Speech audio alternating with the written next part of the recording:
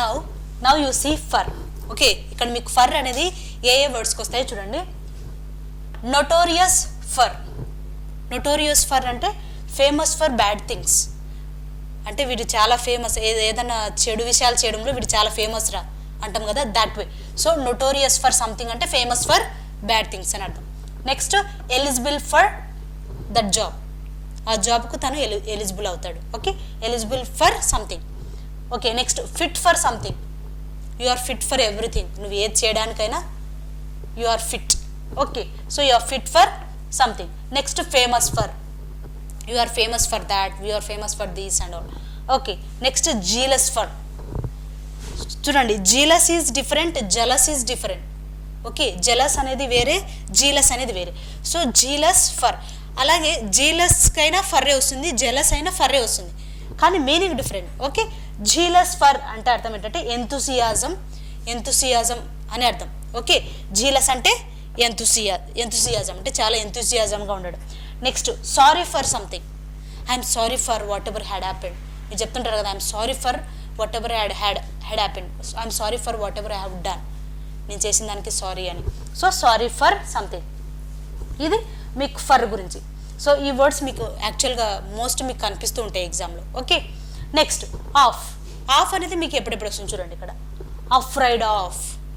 చాలామంది ఏమనుకుంటారంటే I'm afraid from that dog, I'm afraid from that, from is not at all correct. You are afraid of something. దేని యొక్క భయం ఉంది నీకు? దేని యొక్క భయం? I'm afraid of dog, I'm afraid of something. Okay, so afraid of. Next fond of. I'm fond of sweets. I'm fond of sweets అంటే అర్థం ఏంటంటే నాకు స్వీట్స్ అంటే చాలా ఇష్టం అని అర్థం. సో ఫాండ్ ఆఫ్ అంటే లైక్ అని అర్థం. ఓకే, నెక్స్ట్ అవేర్ ఆఫ్ అంటే నాకు ముందే తెలుసు, దేని యొక్క విషయం నీకు ముందే తెలుసు. I'm aware of something. దేనికో ఐఎమ్ అవేర్ ఆఫ్ సంథింగ్ అంటే దట్ మ్యాటర్, దిస్ మ్యాటర్ ఉండవు, నాకు ముందే తెలుసు అని చెప్పడం. నెక్స్ట్ బివేర్ ఆఫ్ అంటే జాగ్రత్తగా ఉండండి. అవేర్ అంటే ముందరే మనం ఉండడం, బివేర్ అంటే ఉండండి అని ఎవరికైనా చెప్పడం. So beware of something. Next devoid of. Devoid of అంటే lack of something. Lack of అంటే ఏదో తక్కువగా ఉండడం, ఏదో తక్కువ అవ్వడం. Okay, lack of, that is devoid of. Devoid of అన్న ల్యాక్ ఆఫ్ అన్న సేమ్ అనమాట. So devoid of. Next deprived of. Deprived of అంటే అవే ఫ్రమ్ సంథింగ్. అవే అంటే దూరం, అంటే ఏదైనా లేకపోవడం, దూరంగా, లేకపోతే దేనికైనా దూరంగా ఉండడం. దట్ ఈస్ డిప్రైవ్డ్ ఆఫ్ అంటే away from something. Okay, next sick of. Sick of అంటే ఐఎమ్ వెరీ టైర్డ్. టైర్డ్ అంటే తెలుసు కదా, చాలా అలసిపోవడం అని. సిక్ ఆఫ్ అంటే టైర్డ్ అని అర్థం. Next weary of. Weary of అంటే కూడా టైర్డ్ వస్తుంది. ఓకే, ఇక్కడ చూడండి ఒకటి WEARY. ఓకే, వేరీ ఆఫ్ అంటే టైర్డ్ అని అర్థం. ఇక్కడ చూడండి వ్యారీ ఆఫ్, WARY. ఇక్కడ ఏంటి WEARY, ఇదేమో WARY. ఓకే, ఈ వ్యారీ ఆఫ్ అంటే ఏంటంటే కేర్ఫుల్. ఓకే, కేర్ఫుల్ అని అర్థము దీనికి. వ్యారీ ఆఫ్ అంటే, వేరీ ఆఫ్ అంటే టైర్డ్ అని. That is different. But the thing is వేరీకైనా ఆఫే వస్తుంది, వ్యారీకైనా ఆఫే వస్తుంది. Okay, but the meaning is different and spelling is also different. Next heedful of. Heedful of అంటే కేర్ ఆఫ్ సంథింగ్. మనం అక్కడ టు చెప్పేటప్పుడు హీడ్ టు అని చెప్పాను. హీడ్ టు అంటే attention to. Okay, I'm paying attention to something is heed to అని చెప్పాను. కానీ ఎప్పుడైతే హీడ్కు ఫుల్ అని వస్తుందో హీడ్ ఫుల్ ఆఫ్ అనాలి. ఓకే, హీడ్ ఫుల్ ఆఫ్ అని వస్తుంది. సో హీడ్ ఫుల్ ఆఫ్ అంటే కేర్ ఆఫ్ అని అర్థం. Next guilty of. Guilty of అంటే పనిష్మెంట్, లైక్ ఇప్పుడు ఏదైనా క్రైమ్ చేసినప్పుడు వాడికి శిక్ష వేస్తారు కదా, that is guilty of. So guilty of. Next worthy of. Worthy of.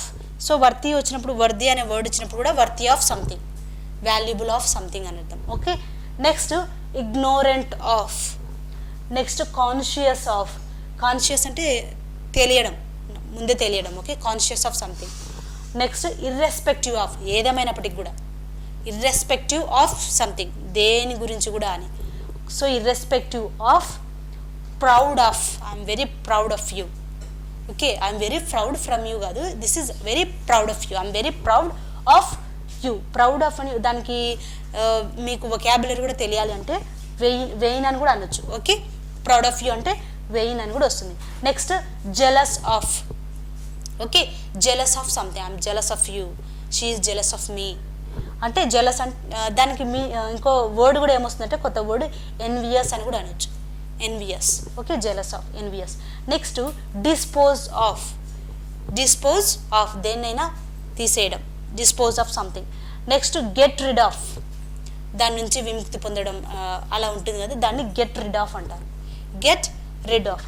Next dream of అంటే ఇది అవ్వాలి అది అవ్వాలి అనుకుంటారు కదా, I'm dream of something, I'm dreaming of something, నేను ఇలా అవ్వాలనుకుంటున్నాను అలా అవ్వాలనుకుంటున్నాను. సో డ్రీమ్ వచ్చినప్పుడు ఒకవేళ ప్రిపోజిషన్ రావాలంటే ఆఫ్ రావాలి, dream of. So this is about of. Next ఫ్రమ్కి రండి. ఫ్రమ్కి ఏమొస్తుందంటే అబ్స్టెయిన్ ఫ్రమ్. అబ్స్టెయిన్ అంటే దేని నుంచి అయినా దూరంగా ఉండడం. Abstain from, prevented from, recover from అంటే ఎవరికైనా హెల్త్ బాగానప్పుడు మీరు అంటుంటారు కదా, please recover from that, recover from fever, what ever it may be, illness. So recover from. Prohibited from దేని నుంచి అయినా నిషేధించడం. ఓకే, ప్రొహిబిటెడ్ ఫ్రమ్ చాలా చోట్ల మనం రాస్తుంటాం కదా, ప్రొహిబిటెడ్ ఫ్రమ్ ఫోటోగ్రఫీ అంటే ఈ ప్లేస్లో ఫొటోస్ తీయకూడదు అలా చెప్తుంటారు. దట్ ఈస్ ప్రొహిబిటెడ్ ఫ్రమ్ అంటే నిషేధించబడ్డం అని. నెక్స్ట్ డీవియేట్ ఫ్రమ్ అంటే దానికి దీనికి డిఫరెంట్గా ఉండడం, you are deviating from that, దానికి దీన్ని డిఫరెంట్గా ఉండడం. Next differ from. Okay, different from, I'm different from you, నీ నుంచి చెప్పాలంటే నేను నుంచి చాలా డిఫరెంట్, నువ్వు వేరే నేను వేరే, you are different from me.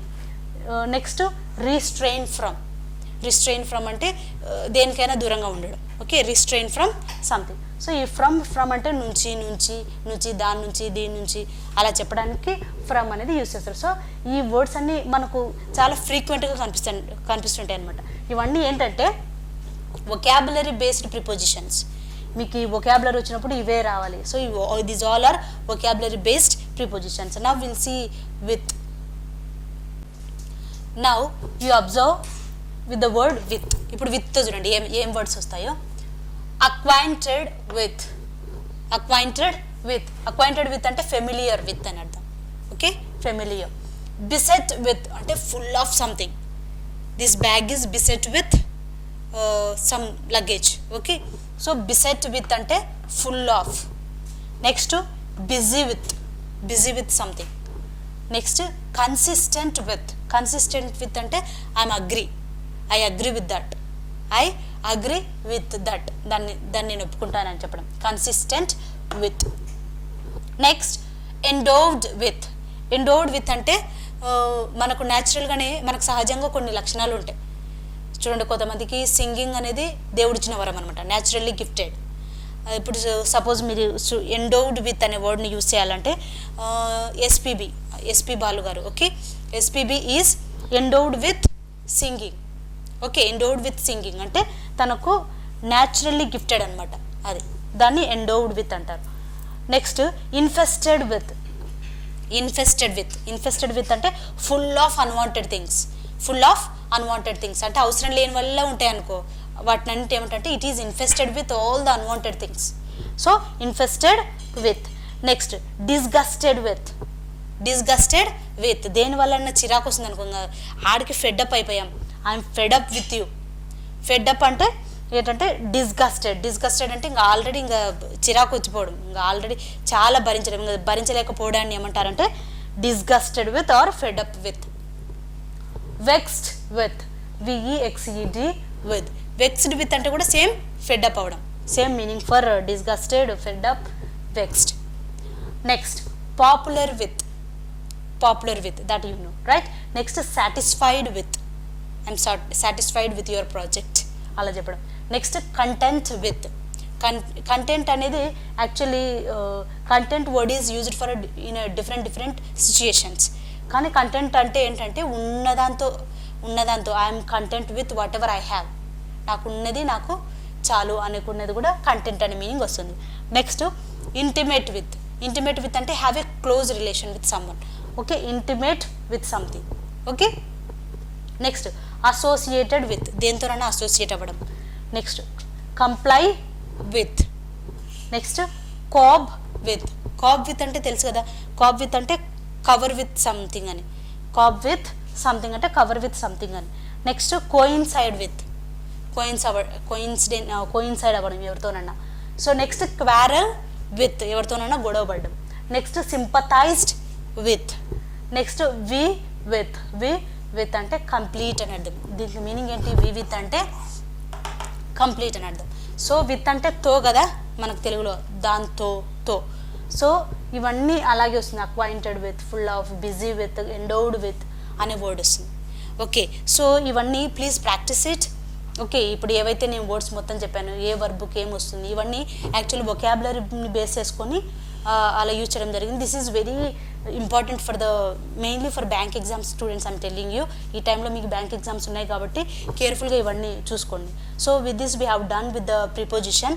I just want to tell you we have some more parts of speech like conjunction and interjection.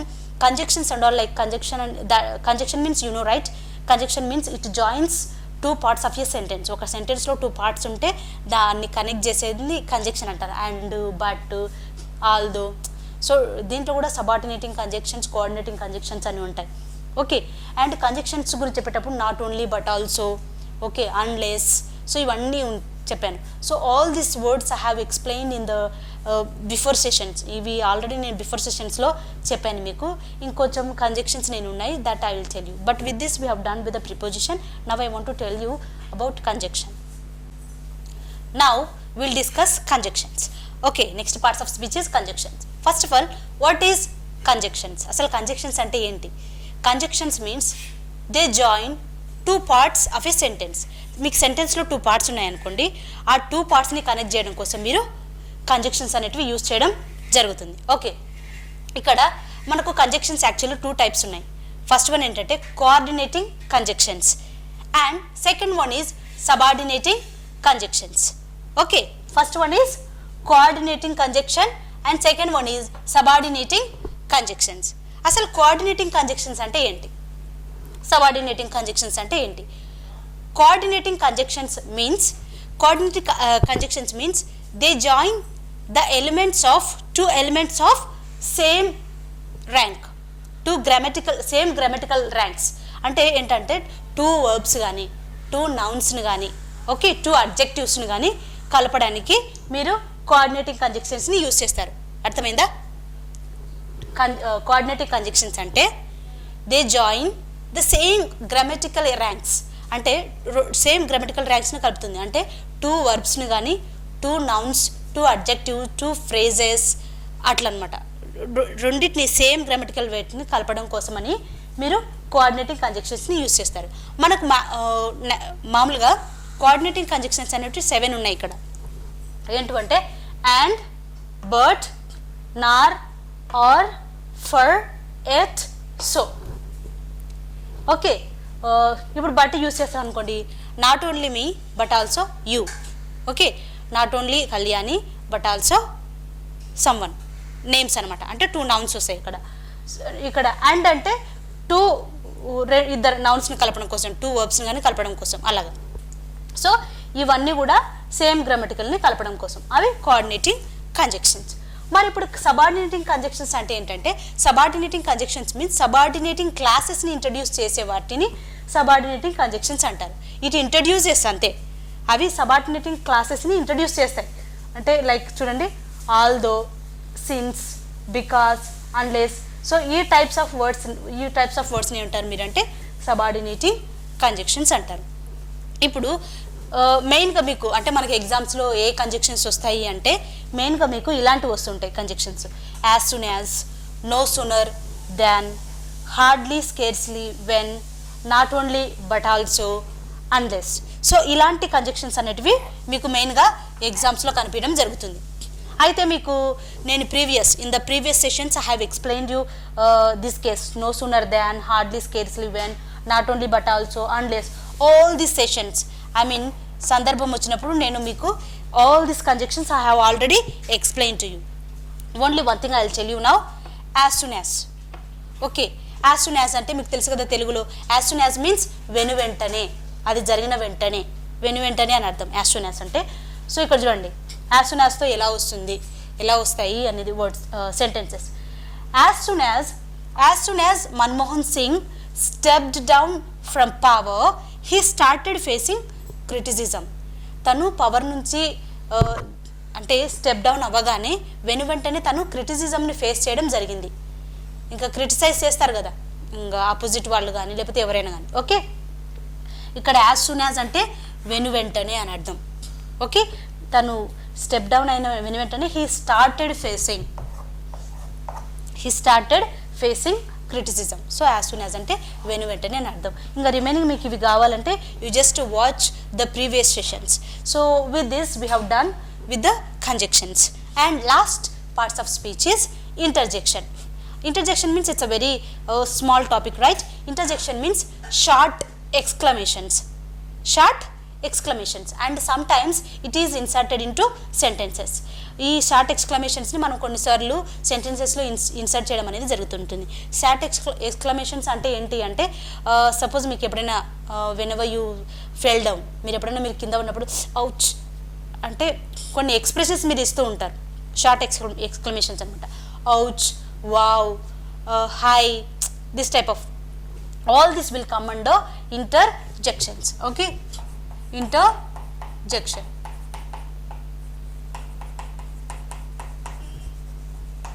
So interjections అంటే షార్ట్ ఎక్స్క్లమేషన్స్.